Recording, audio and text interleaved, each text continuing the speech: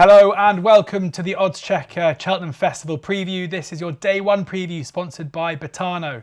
I'm your host George Ellick, delighted to be joined as I always am and have been for many years by oddschecker's very own racing tipster Andy Holding, and making her debut on the oddschecker Cheltenham Festival preview, it is Betano ambassador Kate Tracy.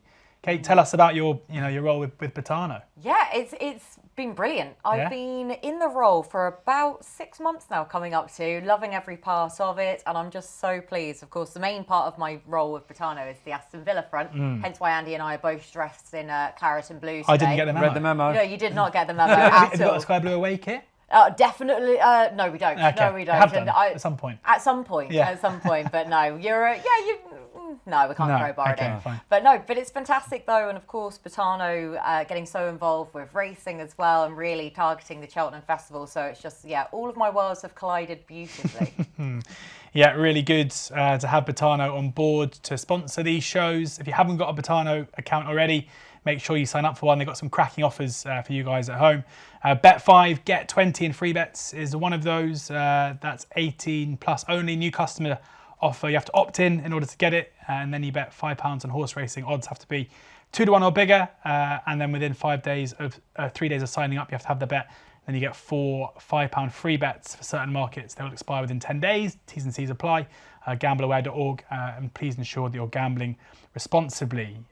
This is our day one preview. I'm going to be there on Tuesday. I cannot wait. I think Tuesday is always the best day to go in my mind, and this Tuesday in particular, Andy, looks like an absolute cracker. Yeah, it's similar to the first day of Royal Ascot, isn't it? With all those Group 1s, one after the other. It's a real day for the purist, isn't it?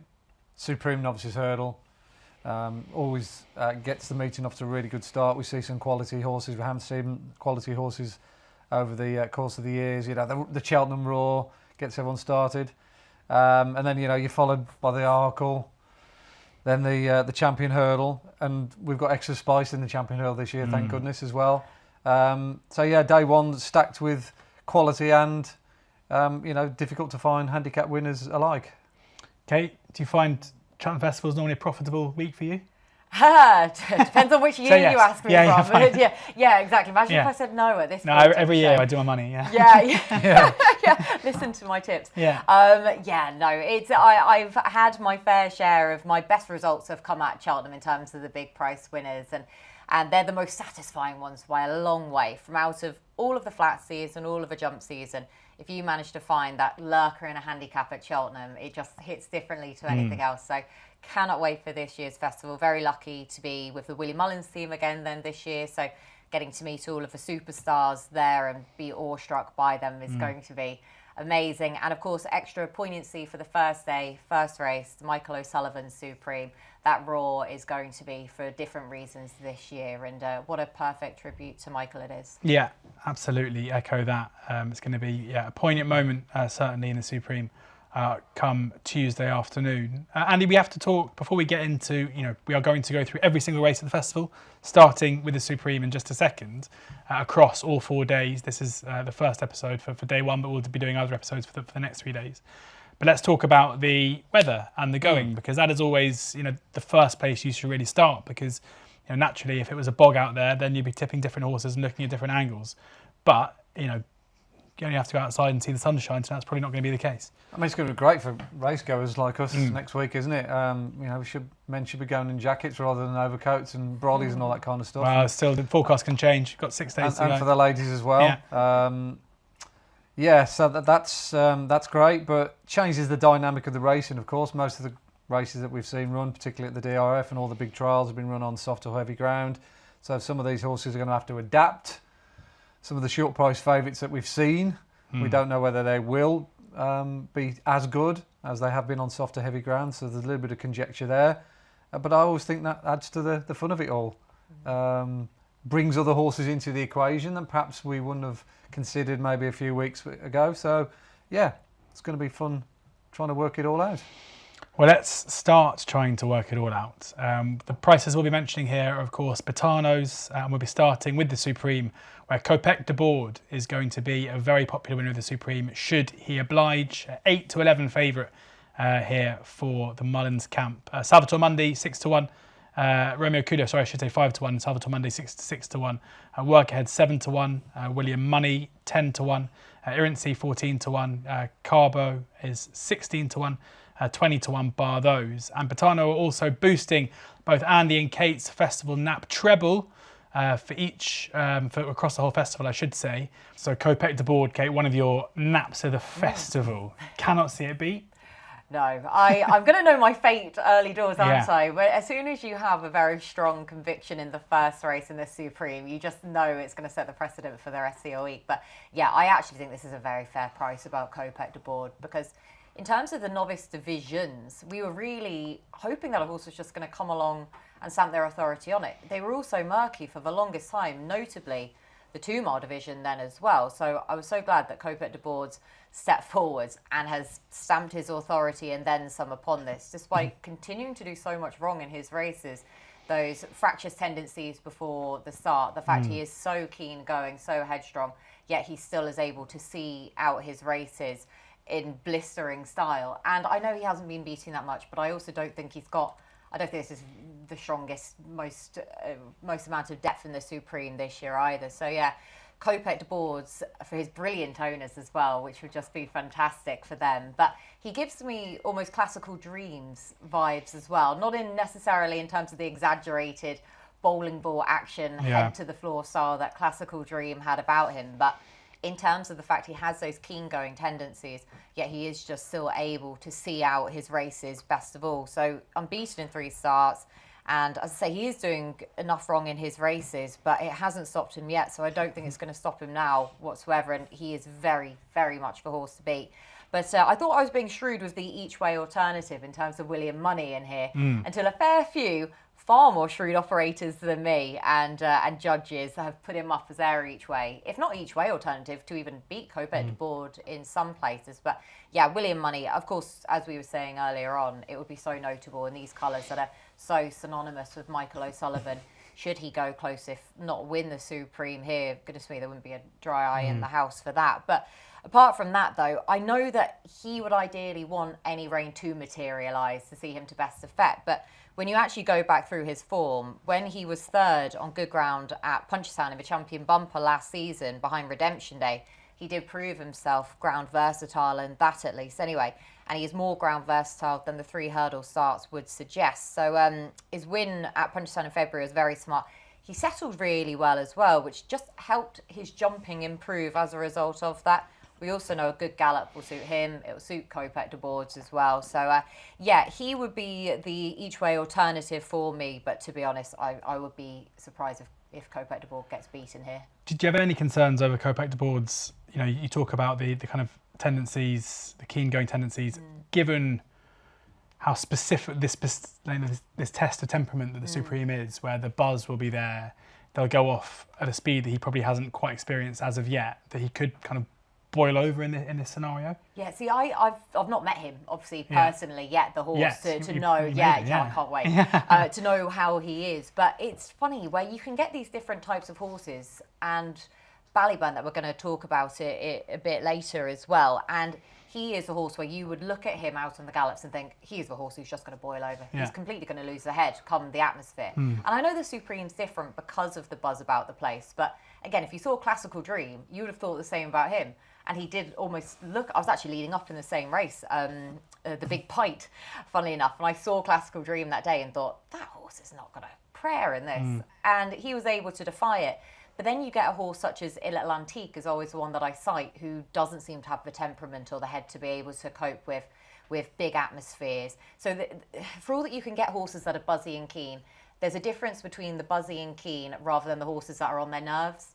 And I don't know yet which he is, but my impression from what I've seen of him is more, I'd imagine he's more on the buzzy, just wants to get on with his job side of the scale. So I'm hoping that's the case anyway, but of course we'll find out on the day. Yeah, I mean, it's interesting, Andy, because the form lines here all tie in with each other, don't they? You've got Kopek de board, who beat Kawambunga by 2 3/4 lengths, who beat William Money by a length and a half, and William Money beaten by Work Ahead by 7 lengths back on Boxing Day, the last time we saw Henry de Bromhead's entry here. So they all kind of, it's hard to know who's progressing where and which, but at the prices we're currently seeing, Do you think Kopek de Board justifies the odds-on favouritism, or is there an alternative you want to take each way against him? Yeah, I mean, similar to what Kate's already mentioned, up until sort of Christmas, there wasn't really a standout performer in this category. We were thinking, come on, where's the standard bearer? We normally have horses that will run a time figure of 70 or upwards to kind of like fly the flag for the division. And we just didn't have any at all, other than Romeo Coolio when he came along and he won at Christmas. Hence the fact that I, at the time, thought, well, he's the standout performer. So I put him up on my column at, I think it was 8 to 10 to 1, I can't quite remember now, thinking I'd done the right thing. You know, he was really silky smooth that day, he jumped really good. They made more use of him than they did in the Raw Bond when he was a bit underwhelming that day in defeat. And then along came Kopek de Board and went right over the top of him with a 73 when he won at the DRF, wowing everyone with his performance, with his brilliance, with his much better jumping technique that he displayed the time before. So he answered a lot of questions on that occasion. And I think he genuinely is a worthy favourite. Obviously, you know, he's got to take on board all the hullabaloo, and you know, they might stick a hood on him in the parade ring, all that kind of stuff. Let's talk about him perhaps even wearing one in the race, which is not a great stat, by the way. I think the last winner to wear headgear was Flown back in 1992. So that's worth bearing in mind. I know Salvatore Mundi wears a hood as well, so that probably counts against him. I don't really fancy him anyway, because I thought the Moscow Fly that he won was a poor one and the time figure was pretty bad. So the two top rated horses, up to another horse I'm going to mention, that have put their hands up to say I'm the Supreme Novices Hurdle winner, stroke candidate, are Kopek de Board and Romeo Coolio. But then along pops William Money from completely left field, sneaking in under the radar with a listed win the other day at Fairy House. And he was absolutely brilliant that day. One of Colin Bowes went off in front, set a really good gallop. He set up much better than he did the time before when he had to make the run in and set it up for Cowabunga. And he just kept galloping and galloping all the way to the line. He clocked a really good time. He had loads of left under the bonnet, and I thought, wow, he's definitely in the picture. Consequently, I ended up backing him straight afterwards. So I've actually had two each-way bets, which is unlike me. I've backed Romeo Coolio at double figures, and I've backed William Money as well. So it's a decent position to be in if you've got one main danger, that you've got the two most likely, so only the two likely horses that could touch him based on the figures at reasonably decent each way odds. I can't see any of the others being good enough. I was going to say, because there'll be people out there who've backed Work Ahead for this race because Work Ahead beat William Money back Boxing Day, but how much has William Money stepped up on that form since massively. The run? Well, he was ranked that day, wasn't he, William Money? Pulled hard, he jumped not so great, he was just fighting for his head. He had no chance of finishing off his race. Actually, if you go back, he actually did really well to keep tabs with Workaday, who just kept galloping all the way to the line. Look, he's a nice horse, Workaday, but his number when he beat William Money wasn't spectacular, and William Money's just proven with his two runs when he got beat by Cowabunga, which was also a fast time, which has been franked by the third horse, and his victory next time out, he's just left that behind completely. So the three standout horses, based on our historic data, that have performed at championship level and run a time worthy of a Supreme Novice going into the festival, Kopek de Board's top, and William Money and Romeo Coolio did exactly the same number, and they're right behind him. So I think the winner will come from one and three. Stating the flaming obvious, but there you go. You've got each way alternative if you didn't want to back Kopek de Board. Yeah, 8 to 11 Kopek de Board. Romeo Coolio currently 5 to 1. William Money 10 to 1 in the Michael O'Sullivan Supreme Novice Hurdle. On to the Arkle now, where Madgeborough is the 8 to 15 favourite ahead of Loda Sud at 7 to 2. Willie's left Ballyburn in the Arkle, currently 4 to 1 for the race, no run, no bet. I think trading about 100 to 1 on the exchanges. Surely will not be taking up this entry. Django Bay 6 to 1, Only by Night 10 to 1, Touch Me Not 10 to 1, 14 to 1, Firefox 40 to 1 bar. You know, Andy, we were just talking before hitting record here. How many are actually going to line up in this Arkle? No. Not only have we lost Sergino, which is a real disaster. Luckily, the rest of the meeting is compensating for that potential mouthwatering clash. But we were looking at a really flimsy field here, aren't we? I can only see 4, 5 at best. Yeah. You know, you've got other multiple entries with other horses. Firefox talked about the handicap. Touch Me Not possible. Only by Night, you know, she might go down the mare's route later on in the week. Ballyburn's almost certain to run in the Brown Advisory. They didn't really factor in Caleb de Burle running here until, you know, they've decided to leave him in. Obviously, the same owners have got Load of Sud. And Jordan's have got an entry in the handicap later on in the week, the Jack Richards. So at the moment we've got 9, but I can't see it being any bigger than 5 on the day. Hence, bookmakers are quite rightly only going 2 already places 2 now. places. Yeah, which is a little bit of a shame. Previous years they would have still been going 3, but I think they got caught out with that. There was one we had a touch a few years ago, didn't we? Yeah, that's right. Yeah, we managed to get the Bustleton home. Yeah. It's 100 to 1 or something like that. 100 to 1, 3 places. Yeah. It was a bit of a scumbag bet. Yeah, so the only alternative I can see in this race now, based on the numbers that we've got, Margeborough sets a really good standard with his run at the DRF. I thought he was really good. People have questioned his jumping, but if you go back and watch that, I've got a little bit of a theory with that. I think I've talked about this before. He was outside on the, almost like the jogger's path, as they call it now at Leopardstown, on the outside, and he was naturally just leaning to his left. He was almost looking for a little bit of a default position, but just... It was a bit of a comfort blanket, wasn't it? Just to edge because there was a bit of a space there, and he thought, "Oh no, I'll just keep." And he just kind of wasn't as fluid as he could be because of that. But don't forget Cheltenham. They race on the inside, don't they? So if he's off in front, he's going to have a running ride to his left hand side, which should correct him from drifting to his left. So I think he'll jump a lot better and a lot straighter at Cheltenham. So I don't see that as a problem. He's definitely a faster horse than Load of Sud based on the numbers that we've got. The only one who's done a time figure in Marlborough's quality is Django Bay, but he did it over 2.5 miles when he beat Springwell Bay and Cornwall Potter on the new course back in December. He subsequently got beat by Handstands, which at the time was a bit disappointing, but Handstand is a very tough horse and he's a 3-miler, so I don't think there was any disgrace in that. But he has got Cheltenham form. He's a Grade 1 winner over 2 miles of the Formby last year over hurdles. And I think the way this race will develop, you know, you get Margeborough, Load of Sud, perhaps Touch Me Not, you know, vying for the lead. Nico can just sit in behind and, being that he's a strong stayer, will be, you know, staying on strongly, the strongest of all. Whether it's good enough to beat Margeborough, I doubt, but I think he'll be second. So, I mean, given you're getting a quarter to 2, 6 to 1, is there any juice in backing him each way? Yeah, you could do that without the favourite. I'd rather bet to without. I mean, I've backed him ante-post, but. As you're asking me for a bet now, I'd be more inclined to wait to the day and bet him without the favourite.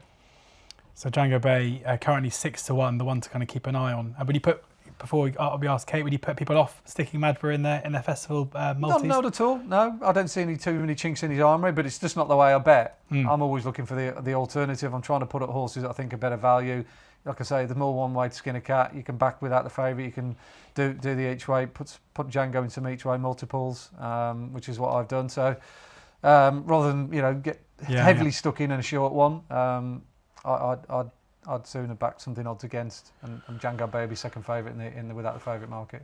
Kate, how do you see this year's Arkle? Yeah, I'm really starting the festival with a lot of originality. But at least I could find an each way alternative in the Supreme, but I can't in the Arkle, as we were just discussing there. The fact that this could really cut up now, and instead of me trying to sort of fish around and find some sort of potential juice and, running the numbers then to factor in I'd just rather play this with a straight bat.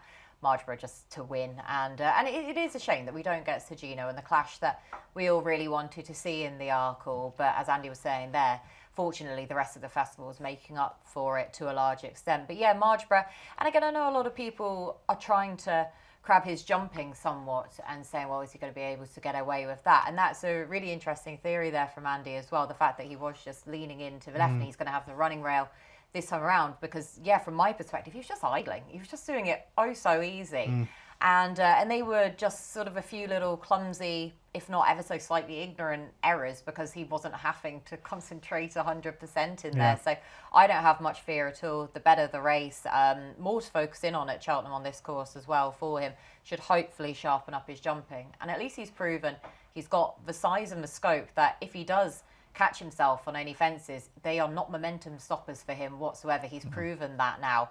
So at least he's actually answered that question to a large degree. Also, if he does make an error, I'm not going to be perturbed throughout the contest. So, yeah, Margeborough for me. And I know that at Leopardstown last time out, he also didn't have plenty to beat, but I still think plenty of Firefox. And I'm going to be talking about him not necessarily for this race, but for hopefully another contest in due course as well, and how much I think of him in regards to that. And then you look at Atlantique, who I previously mentioned in terms of horses' temperament and mentality going into the festivals. And I feared for him going into Leopardstown last time out that might just catch him. And I think it ultimately did after being well supported. So mitigating factors why his rivals couldn't perform to be able to really challenge Margeborough last time out. But as I say, there's not much you can say about him out of the Irish Arkle there. And his technique is pretty strong in the main anyway. So, yeah, he's just going to take a lot of beating again. Yeah, absolutely. Margeborough, 8-15 favourite for the Arkle with Betano. On to the Ultima now, where the Changing Man is the 6-1 favourite ahead of Broadway Boy at 7-1.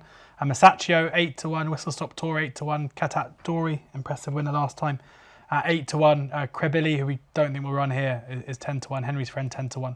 12-1 bar those. Again, this is a race which is going to cut up a fair bit, as you know, a lot of these horses have multiple entries across the festival, Kate. But the Changing Man certainly one who we expect will take up this entry. Are you a fan of the favourite here? Yeah, I know. It's going to be a favourite again here. I was hoping that Johnny Who might have been backed in enough. A 6-1 favourite's okay, I think. We know. Yeah, 6-1. Yeah. Oh, yeah, I mean, I wouldn't want to go too much skinnier in the Ultima about the Changing Man of all horses as well. But yeah, again, I'm a big fan of running my trends against all of the handicaps at the festival. And it came back with the Changing Man ticking the most boxes of all. So in a weird way, it was quite comforting, the fact that I'm back with the one that the market clearly likes as well. So it is interesting that he's going here instead of what a few people have previously thought taking on Now Is the Hour in the National Hunt Challenge Cup Novices Handicap Chase. But I'm glad he's in the Ultima, because what you really want ideally is an 8-year-old. 3 of the last 8 winners being an 8-year-old. A rating of 143 is optimal. Chianti Classico winning off this mark, also Vintage Clouds as well. But expanding that bandwidth to 139 to 146. Plenty of recent winners fitting that bracket. In terms of the running style, doesn't really matter, but marginally prominent favoured. 2 to 5 runs in a season ideal. Finishing first last time out, also optimal. And that run coming 21 days to 56 days ago. So the right age, the Changing Man being an 8-year-old. Right rating bracket, winner last time out. 5 runs in a season, 24-day turnaround is the Changing Man, who got that welcome confidence boost, of course, at Ascot last time out.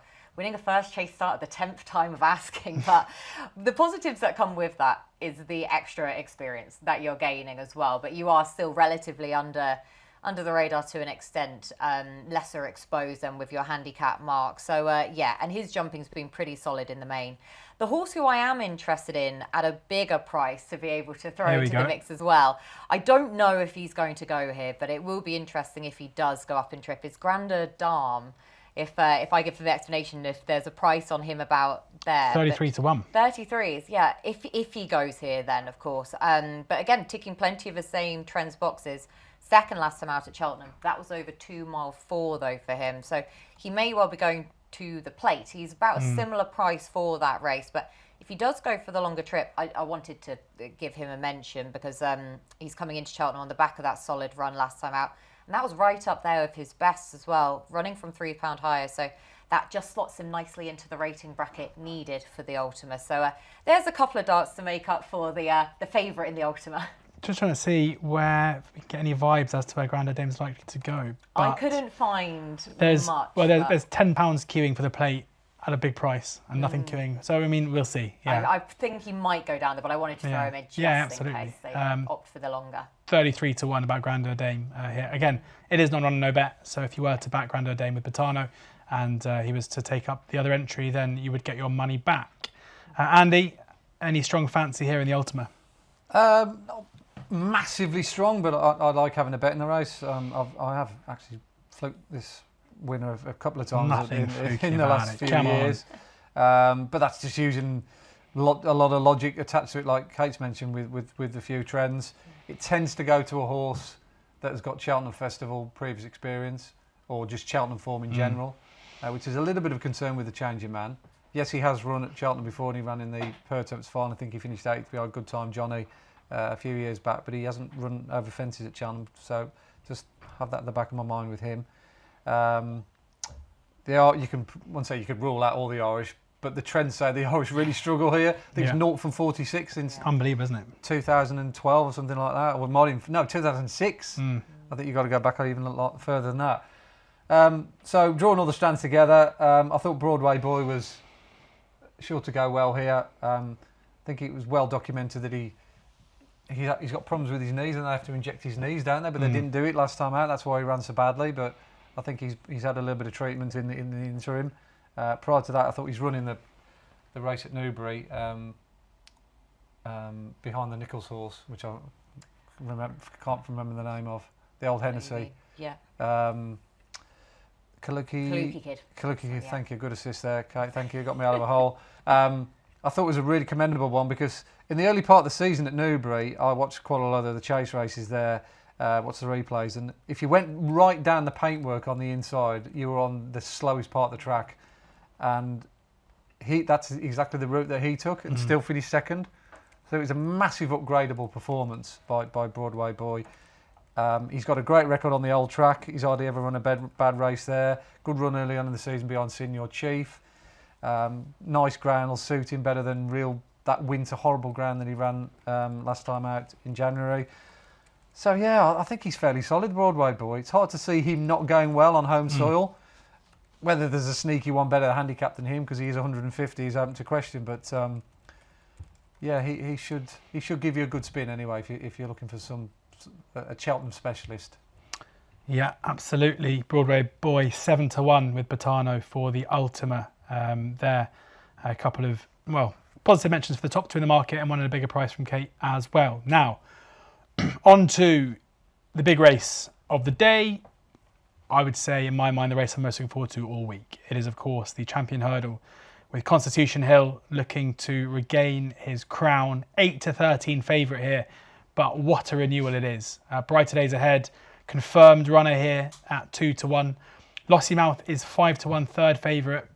But all signs at the moment indicating that she is likely to run here rather than the mares. Albeit I have seen in the last couple of hours, maybe just because she's been left in the mares, back in a little bit on the exchanges in terms of, last night was trading about 8.0, now kind of 5.9, 6.2. So not done and dusted that Lossiemouth will turn up here, but that seems to be the suggestion. State Man in at 8-1, fourth favourite, 33-1 Bird at Road, 50-1 bar those. Andy, you've been saying, when we've been talking about this on a few shows recently, desperate for this to happen, that it's the right thing to do. We've seen the Gordon Elliott team make the decision. The Brighter Days Ahead will be turning up here. Lossiemouth looking likely, and what a race this is going to be. They've come to their senses, haven't they, George? Yeah, well, it feels like it. I wouldn't put it past Willie to suddenly say, actually, you know what? Let's go and scoop the mares. It'd be a shame. It'd be a shame after all that talk about this has been a 2-year plan for Lossiemouth. If they were to turn around and jump ship and go to the mares, you couldn't blame them in some respects, because they've got a good chance of winning that, whereas they're looking at being third favourite here. So the percentage call would be the mares, but for the race, to make the race, I think it'd be lovely to have the big four here, wouldn't it? It's a very rare situation where we genuinely have got four top-class hurdlers all vying for the crown. State Man last year's winner, albeit slightly by default, and the two brilliant mares, or the two best mares we've seen for a little while, up against the ex-champion, who looks back to his imperious best based on his two runs so far this season. Didn't really learn much last time out, but he was very good in the Christmas hurdle. Clocked an incredibly fast time, in 80, based on our time figures that Andy Bate does. But there is plenty of substance in that Brighter Days Ahead performance. I always compare the 2 mile division to like the 1500 metres on the track. And I watch a lot of athletics, and Jakob Ingebrigtsen is a... I did not think that would be who you'd be bringing up in No, this that's just, you're looking at me as if First time for a Cheltenham preview. Talking about a brilliant Danish runner. But he's absolutely relentless over 1500 metres. He often has a pacemaker in there that takes him through the belt, and then he just goes flat out for the last 400 metres, or he can run from the front. And I see this race being run almost like a world record pace, like Jakob Ingebrigtsen. There's an obvious game plan here with King of Kingsfield being left in there. He was the sacrificial lamb, wasn't he, last time out at the DRF? And State Man just completely got taken off his feet. It was almost like, whoa, what the hell is this? And Bright Days Ahead just picked up the pieces when King of Kingsfield fainted off the home turn, and she just kept going. That's the hope if you're backing her, that she's going to be able to do that. I'd imagine that King of Kingsfield will lead and go a good pace down to 2 out, or 3 out as they come down the hill. And it's at that point then Bright Days Ahead will take the running up and just go for home. And then we're going to really see how good Constitution Hill is. It's going to be mouth-watering stuff, you know. You could almost like feel the roar from here now, can't you? With Lossy Mouth and State Man in behind as well as a pincer movement. So all 4 of them are, I think, going to be in some sort of contention going at the second last. May the best man or boy, or girl win. And I think Bright Days Ahead have got a genuine chance of doing that if they get the tactics right and if she's as good as she was at the DRF. I've got nothing between them on the numbers based on the data that we've got. And one's 9-4, so from a 2-1. pure, 2-1. From a pure value perspective, I think Bright Days Ahead is a decent bet. As a member of the Constitution Hill fan club, it's not a nice thing to hear. Kate, where do you stand? No, it's not a nice thing to hear at all, is it? I'm actually sort of like, the anxiety levels for Constitution Hill have just risen on the back of that. It's going to be brutal. I think I'll it's walk not out. going to. This is not. They're not going to make it easy for Constitution Hill. They're going to try and test him as much as they possibly can here. If he comes through this, then fair play. I guess that's the concern, isn't it? Is that how many times has he really been asked to bottom out? And to actually, and we know that he's had his issues in terms of his immune system, the fact he had that pretty serious bout of colic, wasn't it, beforehand? And I know he's just had little issues along the way, which, again, for me, just goes to credit Nicky Henderson and what a masterful trainer he is, because, yes, we all know the ability he's got innately there, and you could say, well, anyone could train a horse like that.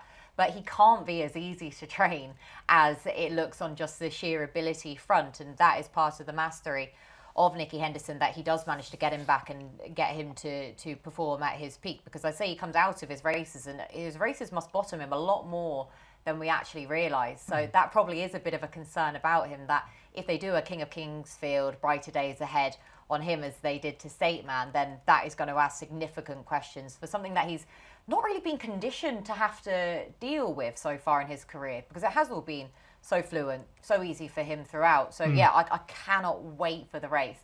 I just hope that this is the real crowning glory then for Constitution Hill, that he is able to overcome everything Team Gigginstown and Gordon Elliott can throw at him here, and he comes through them with flying colours as well. But yeah, I'm pleased that, like you say, they've seen sense with Brighter Days Ahead going in here. Hopefully Lossy Mouth gets the call up as well, because that will be a brave call on the back of that. That was a horrible fall that she suffered. Yeah. And you could see Willie Mullins was notably fuming afterwards, because of course that's massively interrupted her plans. It's been a 2-year plan to get her to the Champion Hurdle as well, and she's going there with the worst prep from a race beforehand possible. But if they still go here, I'll have an awful lot of respect for that. So I'm sticking with Constitution Hill for the win's sake, but I'm also glad that Brighter Days Ahead is going in here, and hopefully Lossy Mouth as well, because it's just meaning we're getting a bigger price for the each-way feathery about State Man in here completely, which, why would I not take that up? I know he got absolutely trounced by Brighter Days Ahead, but as Andy was just saying there, it was a complete shock to his system, and I still don't think there was much they could have done, because it was just something that no one really anticipated happening. And yes, they went hell for leather out in front with King of Kingsfield, and Brighter Days Ahead, yes, she was absolutely able to cruise in contention behind that.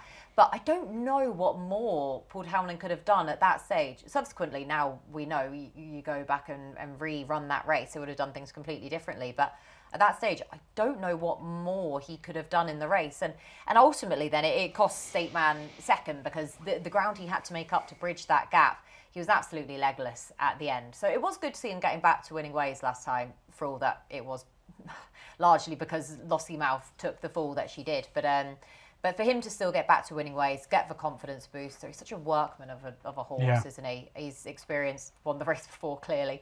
So yeah, I just thought he was the each way play in this one. So yeah, get the balaclava out for me for the Champion Hurdle. Yeah, I have to prize it off my head first. Yeah, I was going to say, yeah. 8-1 about State Man here for the Champion Hurdle. Do we think Townend will ride State Man again? Sorry? Do we think Paul Townend will ride State Man again? By the vibes, yeah, I think so. It's interesting, that, isn't it? Yeah. I mean, from a long way out this season, the Mullins camp have insisted that don't forget about State Man. Yeah, it's been very much the talk of the town. That Lossy Mouth obviously still sent off odds-on favourite last time at Leopardstown, despite Townend riding.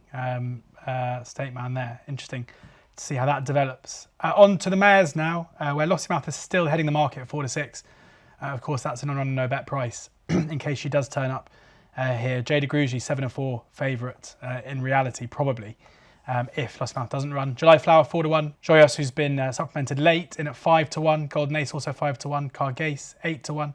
Take No Chances 10 to 1. Caliconti 10 to 1. 16 to 1 bar those. It's interesting now this, because if Lossiemouth and Bright Days Ahead do both go to the Champion Hurdle, it makes this, I mean, obviously in terms of quality and class, a poorer race, but in terms of intrigue and a betting proposition, probably a better one. You know what, I'm the biggest fan of the Mares programme, and it actually frustrates me sometimes how much the Mares programme gets a bashing, because it's working, well, if Lossiemouth does go to a Champion Hurdle, this is, but it's working how it's designed to. Brighter Days Ahead going to the Champion Hurdle, hopefully Lossiemouth as well, and then we get the mares that should be in the Mares Hurdle in here. And the fact that the Mares programme has just bolstered the whole entire breed, and for the mares themselves, we've got so many better mares that are running consistently for years and years. We wouldn't have even had that stirring finish between Honeysuckle and Love Envoy from a few years ago had we not have had this race. So in this example, this year, the Mares Hurdle is working perfectly. So like you say, we're lessening the quality of the Mares Hurdle should Brighter Days Ahead and Lossiemouth go as we're anticipating to the Champion Hurdle. But then we've still got, you can't win basically with this. So yeah, it's thrown it wide open at least anyway. And it's tricky, therefore, to try and pin down a selection as such. But the horse at the prices, who is still one I want to take a chance with, if I can get the decent price about her, is Dysart Enos in here.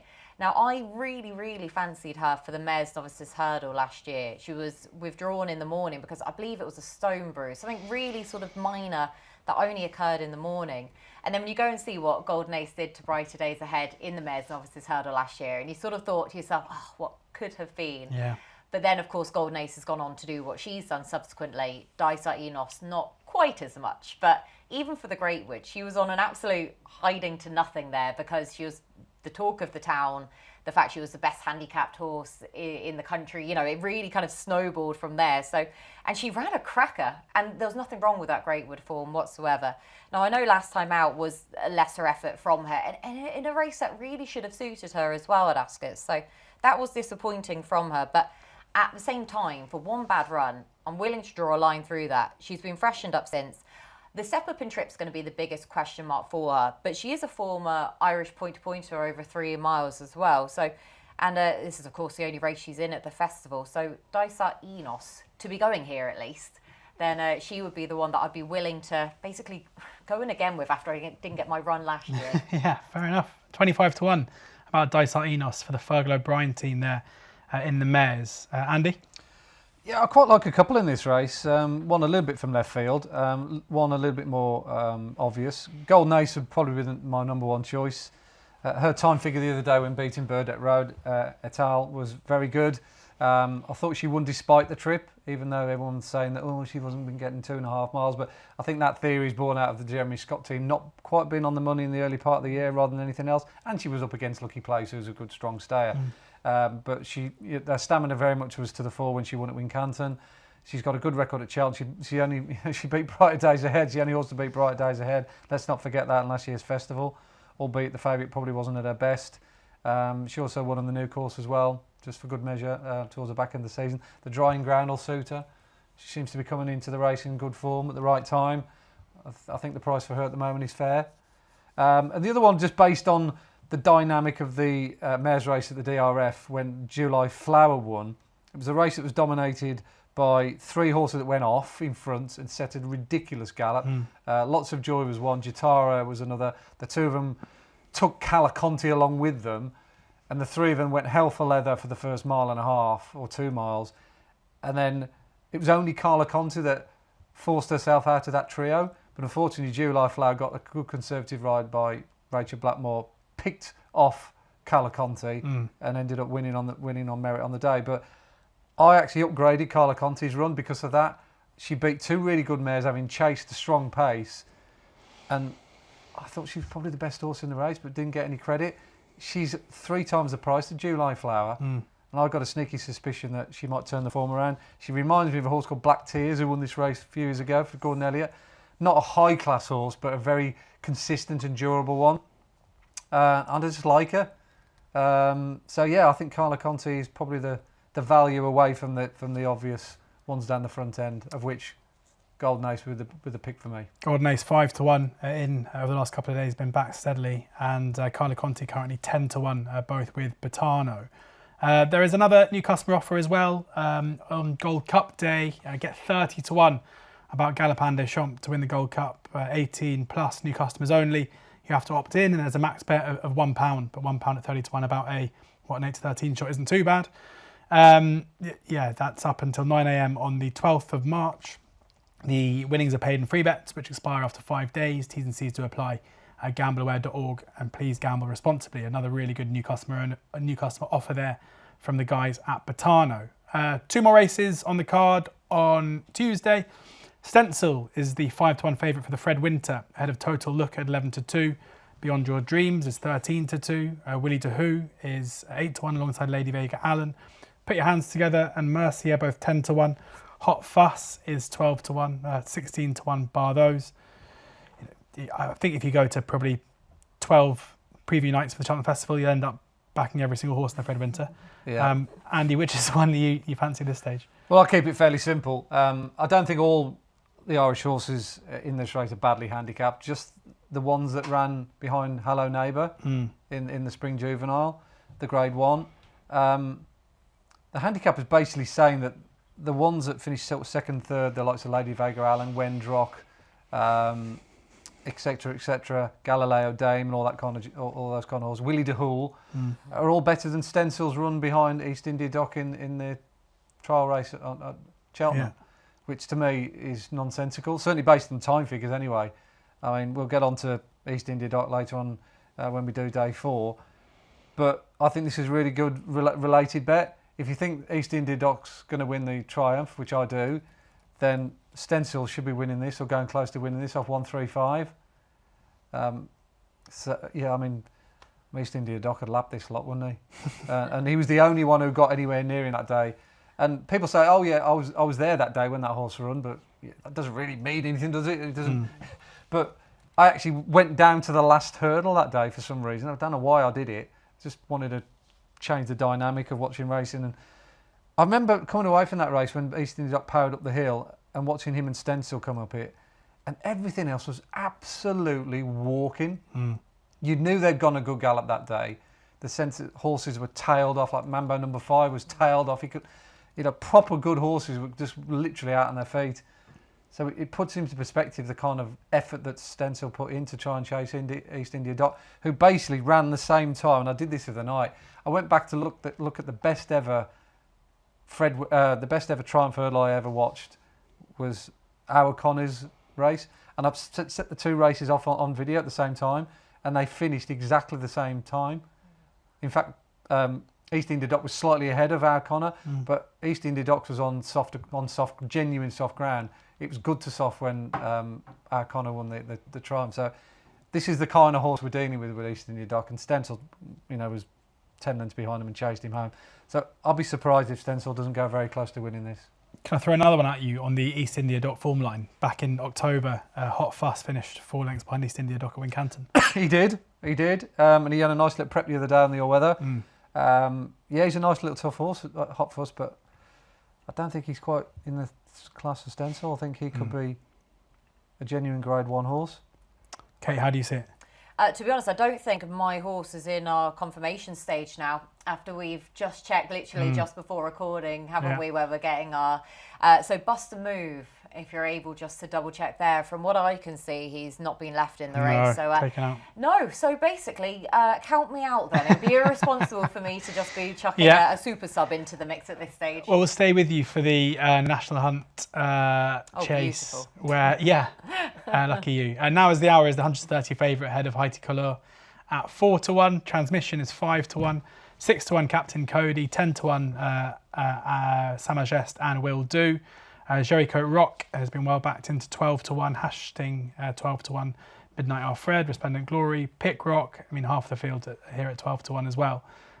Anything you like here? Yeah, so I'm going to take on Now Is the Hour in this way. It's just difficult for me to envisage a horse breaking their maiden tag over fences at the Cheltenham Festival at the best of times. And in a race of this nature as well, unless they are a really highly rated performer who's simply been butting heads with the best around in their respective divisions. But I'm not sure that's the case for Now Is the Hour. And even with this race being converted to a handicap now as well, I just wonder if he's classy enough to be winning this off a mark of 139 from what he's shown in his 4 chase starts so far. Yet to get his head in front, of course, in this sphere. He is a Grade 2 winner over hurdles, but yet to reach those heights over fences. And I know he'll say all day, but he does also need pretty testing conditions as well, which he clearly may not get on the first day of the festival from what we're looking at. So, yeah, transmission for me, I prefer at these prices. 1 from 4 over fences. That's All Success also coming at Cheltenham in November in the 3-mile-1 Amateur Jockeys Handicap Chase. And that was when Patrick Mullins took the ride, and he's likely to ride him again, despite not needing to put up an amateur in this race anymore, of course, either. So that's going to be an interesting jockey booking. And he backed the win up with an equally good effort, second back at Cheltenham again then. So last time out, back over hurdles, Grade 2 Cleve hurdle, didn't have much of a chance, but back over fences again. Patrick Mullins on board again, so says his trainer the other day, Neil Mulholland, sale day, and we know he's well treated, up just £1 from his second over fences. So yeah, I prefer transmission. Transmission 5-1, the selection for Kate. Andy? Yeah, I agree with Kate with transmission. There we go. I've actually had 2 bets in the race and they're both the same form line. Again, just based on the numbers that we've got, courtesy of Andy Bate. Haiti Color Transmission's race, when Haiti Color beat Transmission, is the 3rd fastest speed figure time we've got for the stayers so far this season, either side of the RSC. Sugino's a stand-up alone on the 2-mile front. Then we've got the Django Bay race, Marlborough race over in Ireland, and this was the other one. They went a right proper gallop that day. It was a real test of stamina, and Haiti Color came out of it with flying colours. He was up with the speed throughout. He jumped immaculately. That was one of the features of his rounds, and sort of like in almost Irish tradition, both he and Transmission have both had runs last time out over hurdles. Just to give them another little floater to keep their juices flowing, but not to damage their chase mark of 135, 133 respectively. I wouldn't say that they've got in here with daylight robbery, but they could have been a lot worse. I think the win will come from one of those two. They've both got great Cheltenham form, particularly Transmission. He's run all 4 races, Kate said, at Cheltenham this year. He's a little bit of a slow burn in his race transmission. You watch him, he's often a little bit at the back. It doesn't really sort of get engaged until sort of like 2.5, 3 miles like he did that day. Just doesn't want to get too far behind. If Patrick Mullins rides him, hopefully that won't be the case. But yeah, it's very, very strong form that they carry forward. Yeah, I'll be surprised if one of those two doesn't win. Good stuff. Yeah, fingers crossed. Transmission 5-1. And who's the second one? Haiti Color. Haiti Color, 4-1 about those two. Right, that brings our day 1 preview to a close. We'll be recording days 2, 3 and 4 shortly. So if you've enjoyed this, or even if you haven't, make sure you watch the other 3 episodes as well. Thank you to Betano for sponsoring the shows. As mentioned, they put up Andy's Festival Nap Treble and Kate's Festival Nap Treble up on site and boosted them both. 20-1 about Andy's, 14-1 about Kate. So check those out. 2 new customer offers as well. You've got bet 5, get 20 in free bets, and 30-1 about Galopin Deschamps to win the Gold Cup. Both for new customers only, both 18 plus only. T's and C's do apply, so make sure you read those before taking advantage of the offers. Winnings paid in free bets. Gambleaware.org and please gamble responsibly. Oddschecker have you covered for all of the Cheltenham Festival to make sure you're getting the best prices for your bets as well. So do check out Oddschecker too. You'll get Andy's tips the night before every day of racing as well there. Thank you to the guys. We'll record episode 2 or day 2 now. In the meantime, please ensure that you're gambling responsibly and enjoy the racing.